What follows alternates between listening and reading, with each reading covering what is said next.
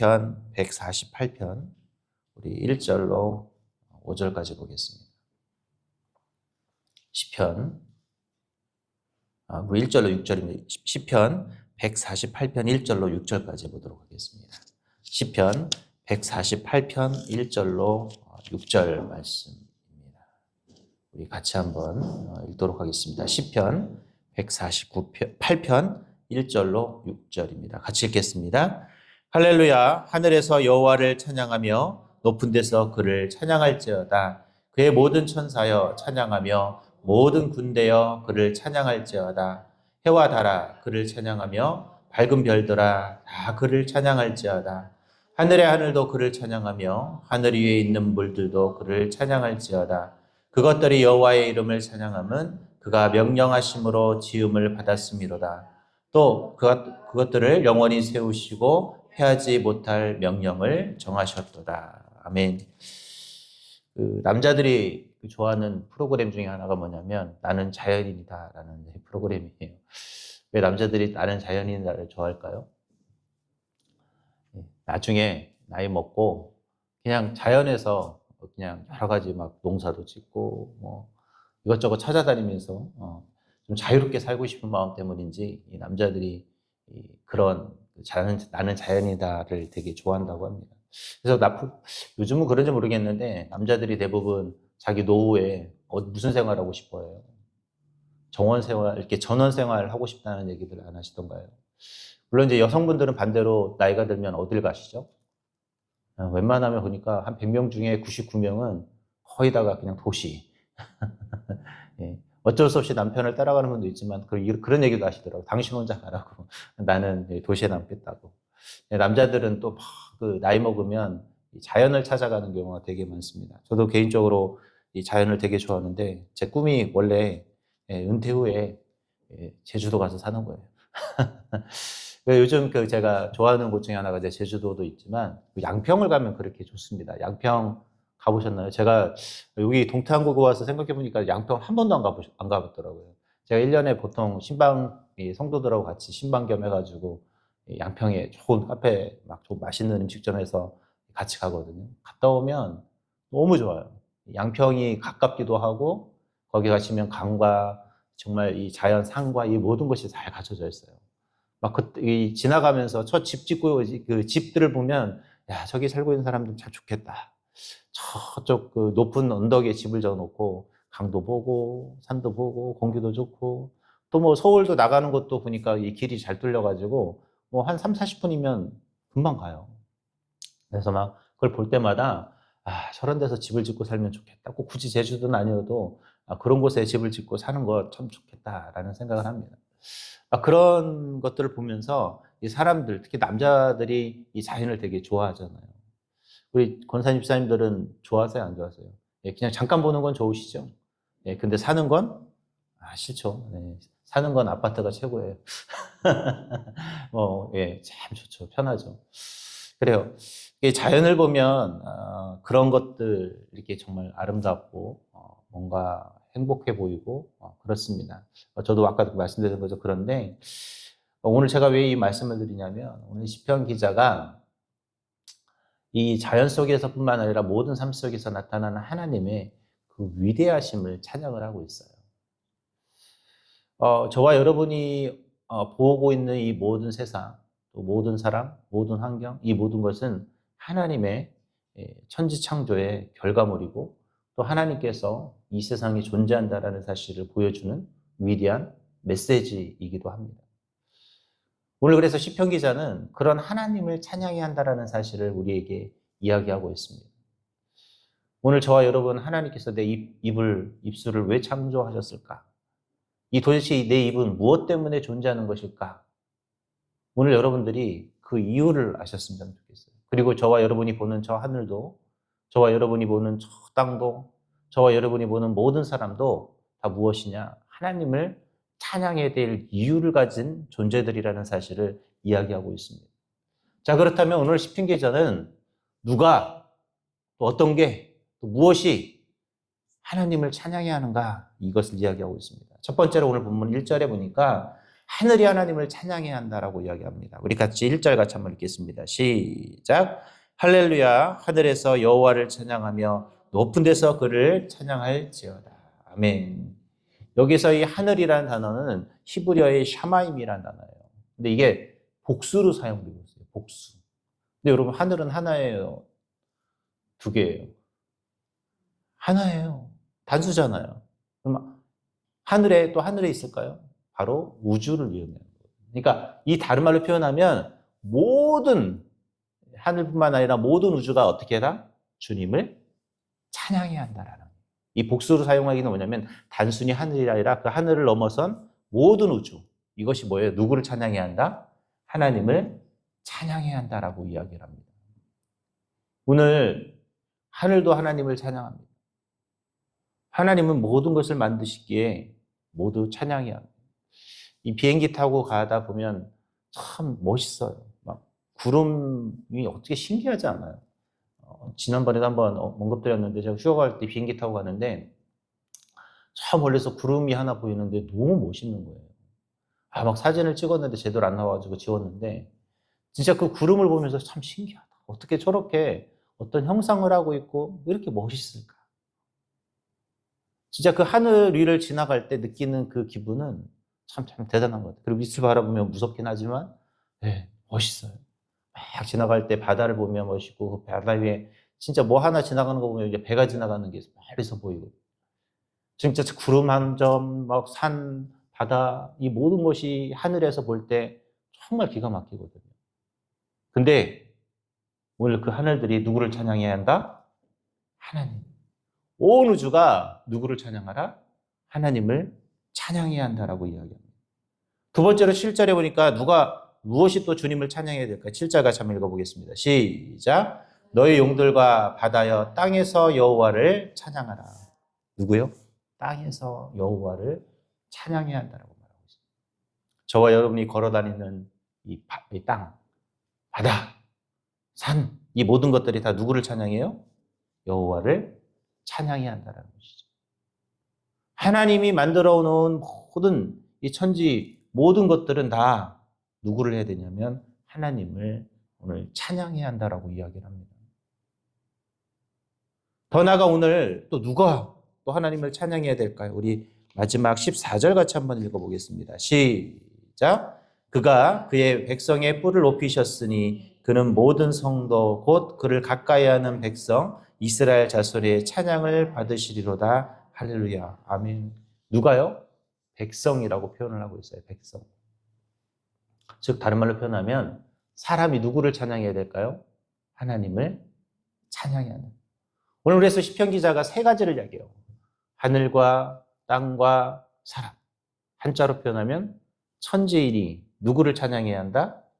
하나님을 찬양해야 한다라고 이야기를 합니다. 이 말인즉슨 오늘 저와 여러분의 삶의 모든 순간, 모든 것들이 누구를 찬양해야 될까요? 하나님을 찬양하셔야 합니다. 오늘 하나님께서 저와 여러분의 입술을 만들고 저와 여러분의 눈을 만들고 저와 여러분의 손과 발을 만들고 저와 여러분이 살아가는 모든 시간은 누구를 찬양하기 위한 시간인 것이에요? 하나님을 찬양하기 위한 목적이라는 것이죠. 오늘 그래서 이 시편 기자가 시편 148편을 통해서 그 이야기를 하는 거예요.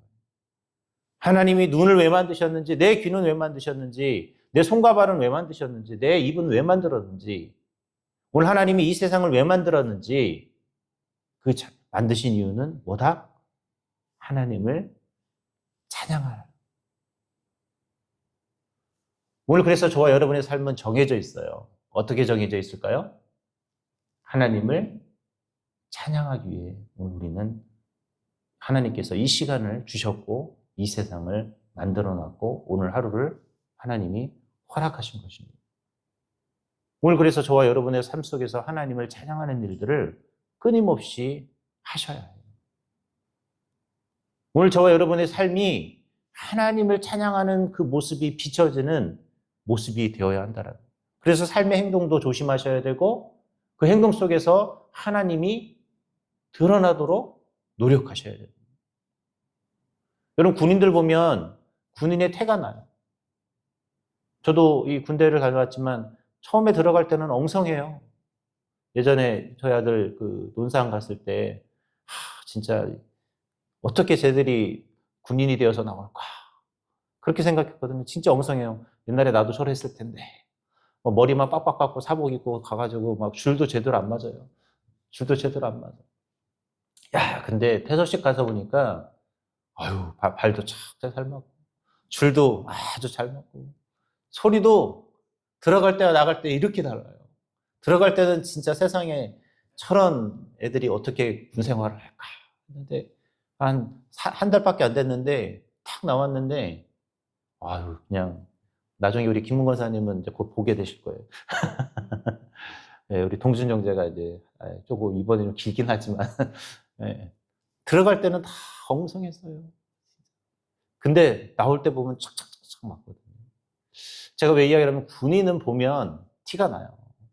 제가 예전에 카투사를 했는데 사실 이 카투사들이 원래 군인은 위수 지역이라는 곳이 있습니다. 그래서 원래 벗어나면 안 돼요. 그 지역을. 제가 있었던 지역에서 원래 벗어나면 안 되는데 금요일 날 저녁부터 주일 날까지는 카투사들이 되게 자유롭거든요. 그래서 그때는 이제 어차피 외출이 되니까. 근데 원래 외박은 허가를 받아야 되는데 그냥 암암리에 다 했어요. 근데 이제 항상 나가다 보면 검문소라는 곳이 있어요. 이 검문소는 뭐냐면 말 그대로 이 헌병들이 군인들이 자신의 뭐 혹시 잘못된 군인들이 있는지 없는지 아니면 위수 지역을 벗어나는지 없는지를 잡는 역할을 하거든요. 근데 항상 이제 저희는 기차를 타고 갔는데 어쩌다 기차 시간을 놓치면 이제 버스를 타고 가야 되는 일이 생깁니다. 근데 이 버스를 타면 문제가 뭐냐면 아까 했던 검문소를 거쳐야 돼요. 기차는 그걸 안 거치는데 여기를 거치면 이거를 꼭 타면 100%뭐 할까요? 에이. 근데 여러분 옷은 사복을 입었는데 카투사들은 저녁 되면 다 사복이 있습니다. 그 사복을 청바지에 티를 입었는데 뭐가 문제일까요? 머리가 문제. 근데 머리는 이제 뭘 쓰냐면 모자를 써도 여러분 다 알아요. 사실은 저희가 봐도 알거든요. 아, 쟤 군인이다. 아, 쟤 카투사다. 왜? 카투사를 다 비슷하거든요. 하는 모양이 다 똑같아. 티가 나요, 티가. 그래서 그거 보면서 확 떨리는 거예요. 왜? 잡히면 골치 아프거든요. 이제 흔히 말하면 유수 지역을 벗어나는 거니까. 근데 잡지를 않아요. 어차피 워낙 그렇게 다니는 걸 알기 때문에 잡지는 않는데 괜히 우리 스스로 뭐예요? 찔리는 거죠. 네, 찔리는 거. 그래서 제가 이야기하고 싶은 건 그거예요. 아무리 감춰도 군인은 티가 내야 되어 있어요. 말투에서, 그 모습에서 티가 난다라는 것이죠. 오늘 저와 여러분이 그런 그리스도인의 티를 흘리고 다니셨으면 좋겠어요. 아, 내가 예수쟁이라는 티를 내고 다녀셔야 돼요. 나를 보면서, 야, 저 사람 예수 믿는구나. 아, 저 사람 정말 예수쟁이구나. 뭐 해야 된다? 흘리고 다니세요. 흘리고 다니세요. 그게 뭡니까? 내가 주님을 복음을 전하는 방법이고 주님을 찬양하는 거예요. 내가 예수의 티를 낸다는 건 다른 말로 표현하면 어떻게 하는 거예요? 사람들 앞에서 조심하는 거예요. 가끔 그런 얘기를 들어요. 예수 믿는 사람들이 더하다라는 얘기가 있어요. 병원 가면 목사님들인데 오히려 막 큰 소리 내고 막 누구라고 막 큰 소리 내기도 하고 막 부끄러워요. 제가 그런 얘기 들을 때마다. 아, 같은 목사지만 저러면 안 되는데. 어디 뭐 음식점 갔는데 티내. 어떻게 해요? 좋게 티내면 팁을 더 주면 좋은데 팁이 아니라 뭐예요? 큰 소리 내고. 여러분 그런 티 내지 말고요. 팁 줘서 예수 믿는 사람은 뭐예요? 더 잘해주고. 양보도 더 잘해주고 차 운전을 해도 어떻게 해야 될까요? 티내세요. 막 내가 끼어들게 해서 티내지 마시고 저는 이런 것이 뭐냐? 우리의 삶 속에서 일어나는 찬양이라고 생각을 합니다. 오늘 시편 기자가 이야기하고 싶은 하늘과 땅과 사람이 하나님을 찬양해야 하는데 그게 나타나야 된다는 거예요. 왜 시편 기자가 하늘과 땅과 사람이 하나님을 찬양해야 되느냐? 모든 삶 속에서 하나님의 백성으로서의 역할을 하라는 것이죠. 오늘 저와 여러분이 오늘 하나님의 백성으로서 오늘 하루를 살아가는 것은 뭐 하시는 거예요? 하나님의 백성으로서의 티를 내라는 거예요. 즉 하나님이 찬양받을 수 있도록 여러분의 역할을 해야 한다라는 거예요. 그래서 여러분을 보면서 예수 믿는 사람들 다르구나.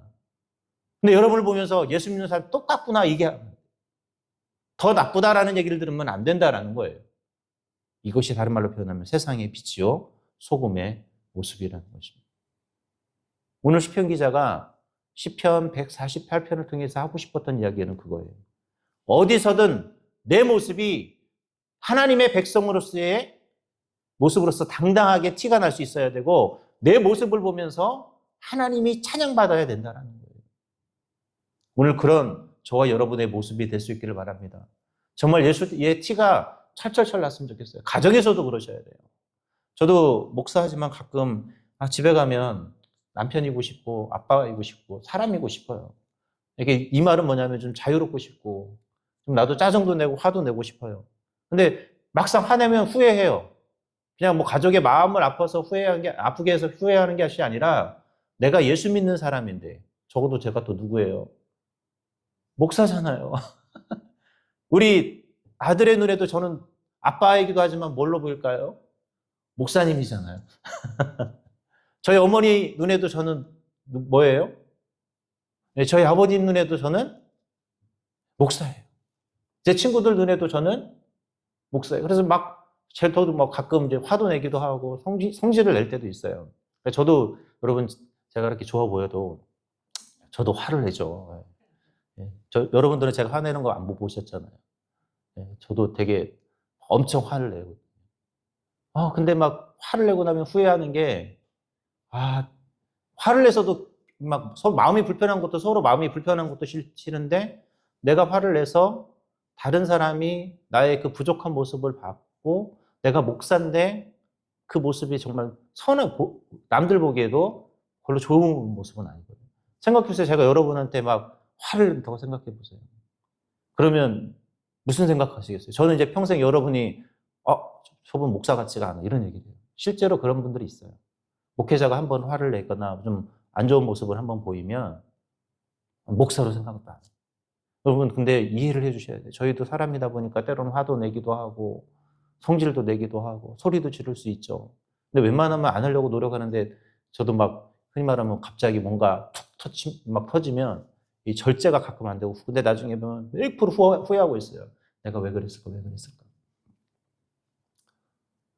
그쵸. 그런 걸 보면서 막 후회되는 거예요. 왜? 내가 그래도 예수 믿는 사람인데 나 때문에 누군가가 내가 하나님을 전하고 하나님을 바라보는데 장애물이 되지는 않았을까? 그게 가족이 됐던 아니면 친구가 됐던 누가 됐던 혹시 나 때문에 내가 하나님을 전하는 것이 하나님을 혹시 이름을 더럽히는데 내가 또 한 목을 담당하지는 않았는가? 이런 자괴감이 들 때가 있어요. 오늘 저와 여러분 그런 모습이 아니었으면 좋겠어요. 내 가족에게도 내 동료에게도 내 친구에게도 모든 사람들에게도 여러분들은 주님을 찬양할 수밖에 없는 그런 도구들이 될 수 있길 바랍니다. 아셨죠? 오늘 그렇게 멋지게 하루를 살아가는 주님의 이름을 드높이는 은혜가 있기를 주님의 이름으로 기도하겠습니다.